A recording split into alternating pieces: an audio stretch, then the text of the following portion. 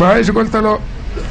قلت له كنت في الجيش ايام حرب الخليج، وكان عندنا نزول في المظلات، انا كنت في الجيش نزول مظلي، فجيت يوم ابغى انط مع الجيش مع الكابتن حقنا، لقيت القائد حقنا خايف. اقول له يا ابو فلان ايش بك؟ قال لي يا اخي امس امي رأت رؤيا اني حنط والمظله حقي ما حتنفك. قلت له يا اخي هذا حلم ما هو رؤيا، وعشان يفسد الحلم خذ مظلتي واعطيني مظلتك. لبسته مظلتي وقلت له نط قبلي يلا.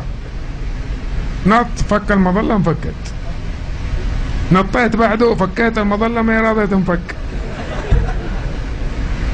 اسحب الاستبنه ومو راضي ينسحب. نزلت مهوي من جنب القائد، هذا يناديني القائد يقول لي عبد الله فين رايح؟ قلت له رايح اتفاهم مع امك.